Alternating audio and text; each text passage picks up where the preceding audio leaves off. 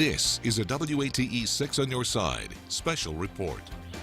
Good afternoon, everyone. I'm Whitney Good. Right now, Knoxville Police Department holding a news conference about an overnight investigation. We want to get right to that. Let's go ahead and listen in. We responded to a shooting call at a residence in the 2100 block of Needham Lane. Upon our arrival, we discovered a 12-year-old male child deceased from a gunshot wound. Initially, it appeared to be self-inflicted. As the investigation continued overnight and into the early morning hours, it became apparent that the child died as a result of a homicide. Multiple interviews were conducted throughout the evening and into the early morning hours. Early this morning, the victim's 13-year-old brother was charged with first-degree murder. That suspect is being held at the Richard L. Bean Juvenile Detention Center, and the investigation continues.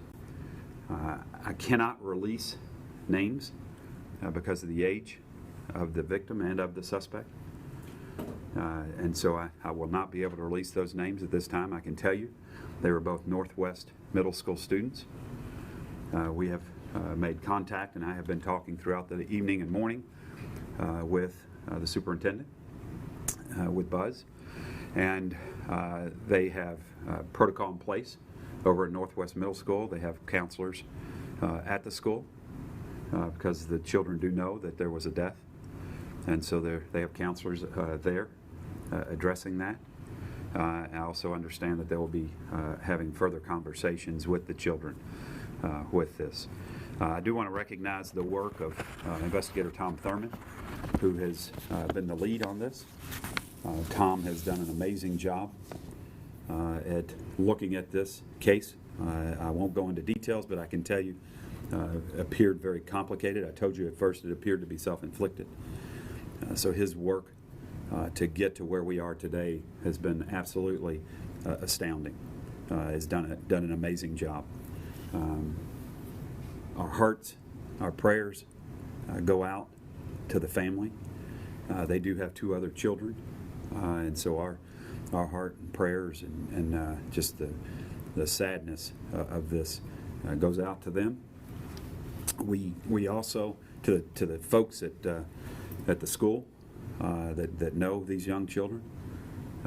Our thoughts are with them as well, and to the many that are involved in this case. I do want to make the point that this is, unfortunately, in our community, 3 years in a row, right before Christmas, that we've suffered the loss of young people at a tragedy, so this is unfortunately becoming something that's all too common, and our hope is that as a community we can come together and try to figure out solutions to deal with these horrible tragedies and stop putting small children in graves. So that's what I have. I have the mayor here with me, and she has a few remarks. Thank you, Chief. This is a terrible tragedy, and I think it's hard for any of us to imagine or to understand the pain that this family is going through right now. Our thoughts and prayers are with them and with all of the students, teachers, and parents of Northwest Middle School community. I also want to recognize and thank our first responders and our KPD officers for their sensitive handling of this very difficult situation. You know, this is not the kind of call that you want to have to respond to. And I also want to ask you to keep these responders and officers in your thoughts and prayers, as well as the family and all those who are affected. We do offer peer support teams and grief support for first responders and our officers, and but please keep them in your thoughts and prayers as well. Thank you.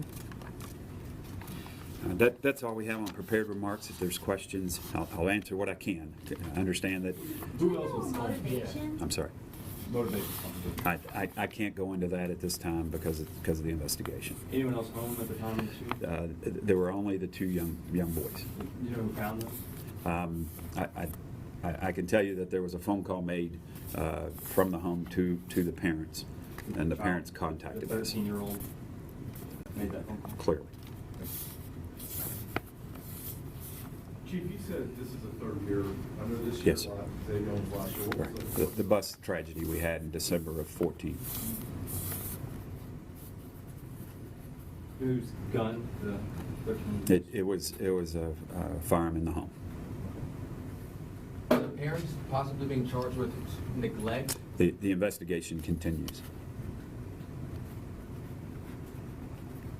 Anyone in the home prohibited from having a firearm?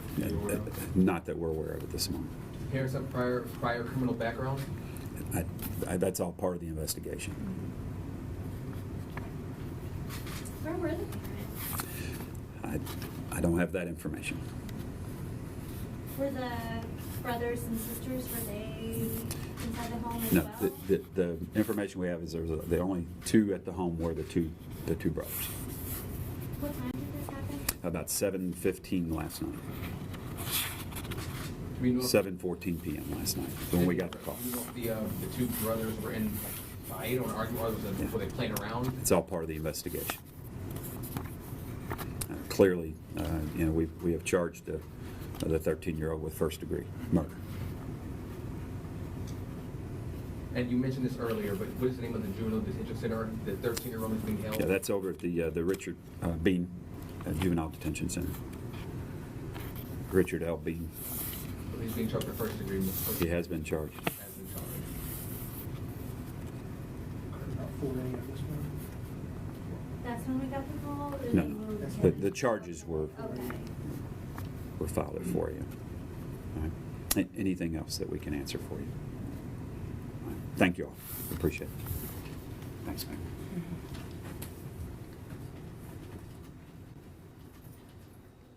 All right, everyone, that was Chief Roush right there. Just to recap a little bit of the information that he was bringing us, we now know a 12-year-old was shot last night and killed.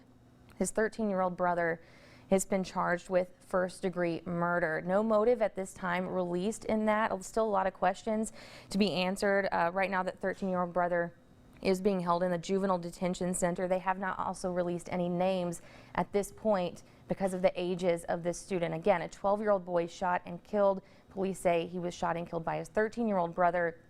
Both of them students at Northwest Middle School.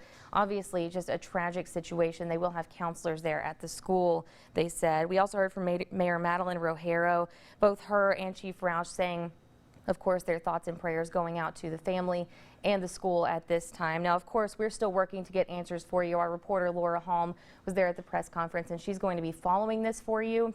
We'll hope to have more today, starting on WATE 6 on your side, news at 4.